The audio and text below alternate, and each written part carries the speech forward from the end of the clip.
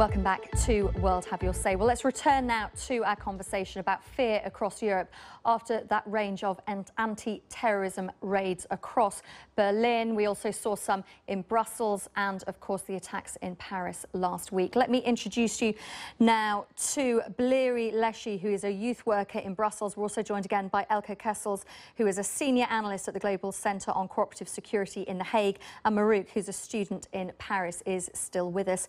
Bleri, first of all, you're a youth worker in Brussels. You probably have the best idea of how young people are feeling there. Were you surprised to hear that a plot, as we understand has been uncovered in Belgium in the last 24 hours, could have taken root in your country?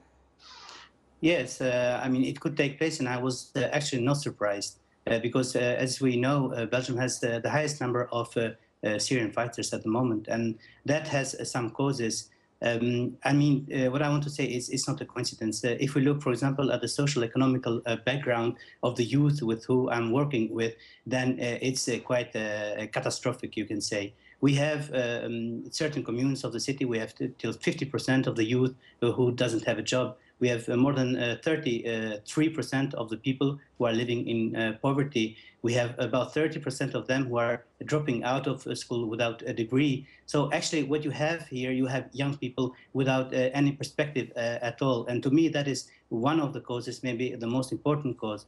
But there is also another issue. The fact, for example, that the Western world is present in Muslim countries in the Middle East only for war or exploitation. The fact, for example, that young people see what's going on in Palestine, what's going on in Iraq, what's going on in Syria, it influences them. And they see all this injustice and they don't know what to do about it. And sometimes you have people who are linked to Al-Qaeda or IS and who try to brainwash some of these young people and get them to war to Syria or to Iraq. And last thing is what really what really bothers Muslim youth in my city, but all over Europe, and I understand that, is the fact that when we speak of Muslims in the media, it's always on a negative way. I mean, you don't hear politicians saying positive things about Muslims. And we have here a tiny minority which does such acts. Why don't we speak about the normal lives of Muslim people? Why don't we speak about the positive examples? And why such a focus on Muslim people? The figures of Europol for 2013 are very clear. Only 2% of terrorist acts in Europe are committed by Muslims. So actually, I'm sad about all of this because this brings more hatred and, in particular, more fear into our society. And I think that politicians and media should play a better role in there.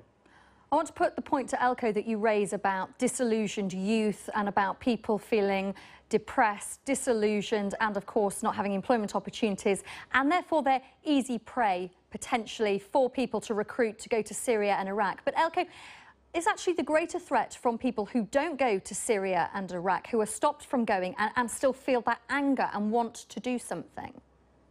I think that's absolutely part of it. I think both Bleri in this piece and Marouk and Sabine, just before the commercial break, said a lot of very interesting things. And basically it's what we sum up as sort of the push and the pull factors that go into someone or a group deciding to become sort of violently active, become violent extremism. It's a very complex, very personal process. But you see that there's always some push and some pull factors. And some of these push factors are exactly what Bleri was referring to. It's perceptions of discrimination, socio-economic marginalization, the sort of political exclusion, the idea that you or you as a group can sort of rise through society. That's a big important sort of aspect that goes into the motivation of a lot of these youngsters deciding to go off and fight in Syria and Iraq. Well, let me just put, sorry, Elko, forgive me for jumping in, because I want to put to Bleri, because time is somewhat against us. What exactly do you think politicians, police, whoever it may be, Muslim community, do to tackle this? If there's one thing that they're going to focus on, is it disillusionment? Is it unemployment? Is it about being more positive about what Muslims do? What would your advice be? Please give me the time to say more than one thing. First of all, I think what really should happen is to tackle the social, economical problems of this youth. I mean, what we should do today is offer perspective to these young people, that they stay here and that they feel and are really part of the society and contribute in a positive way in the society. Second thing is to really tackle racism and discrimination, which is a huge problem in Europe. The third thing is really we shouldn't underestimate the foreign policy of Western countries. I mean, as I said before, young people see this. And it's actually a shame that the European Union and Obama took the Nobel Peace Prize knowing what is their foreign policy. And last thing, I would say that within the Muslim community, there should be also a focus on how can they themselves inform better these young people. Because as we know, I mean, we have some reports from England, for example, some of these youth left with Islam for Dummies to Syria and Iraq. So actually we have a huge Bleri, work. I've got to jump in because we're right out of time, but you gave us many of the points that you wanted to make. Stay with us here on World Have Your Say.